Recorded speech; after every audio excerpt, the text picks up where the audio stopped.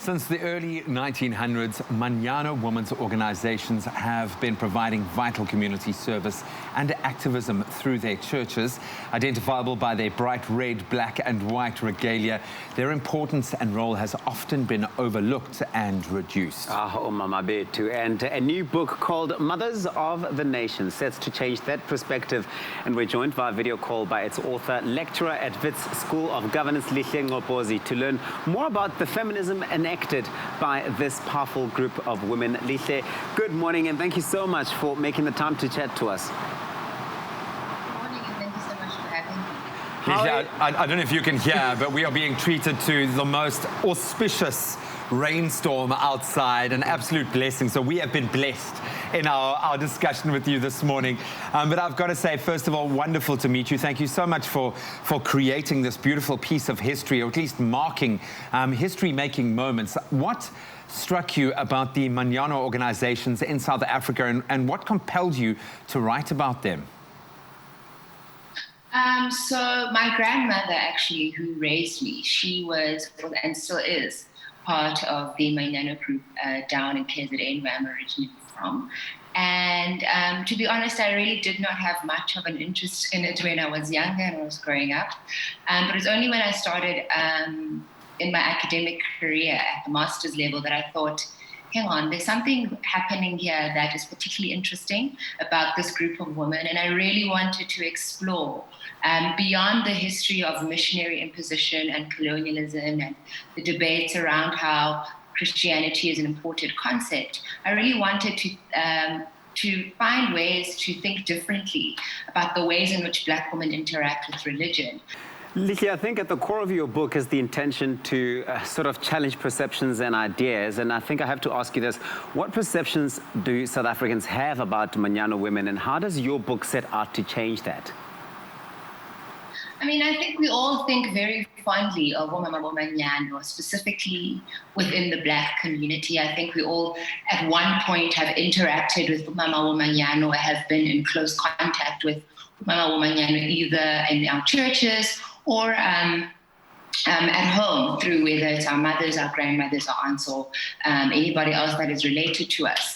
And the perception really has been that Manyano are praying women, church women, what we call Bomtandazo, and which is a true and accurate representation.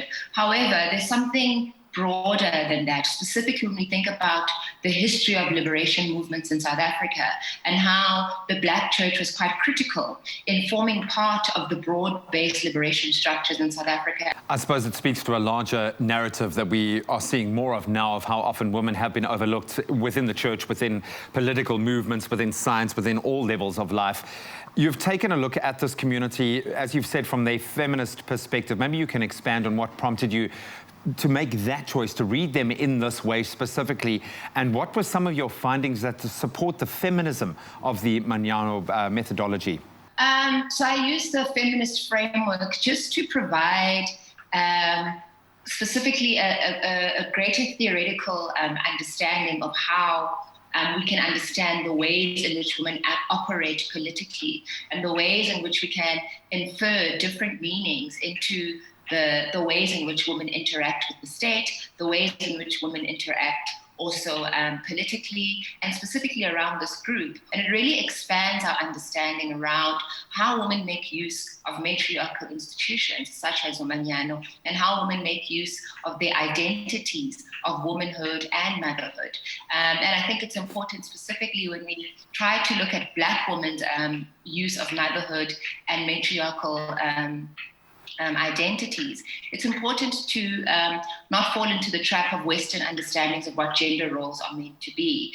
And in this book, I really show that there really is a significant difference in the ways in which marginalized women and marginalized subjectivity, specifically Black people, make use of motherhood in political ways and in ways in which aren't restricted to the constraints of of gender roles and the ways in which motherhood is seen. I have a feeling eyes are going to be opened, and amazing to look at it through that lens. I think very shrewd to focus on it in the way that you have, paying homage, I think, where it is certainly due. Lihle, thank you so much for giving us some of your insights, and congratulations on what it must have been quite a mammoth feat compiling this. I hope you get to really enjoy now as other people start to disseminate this. But well done, and thank you so much for joining us.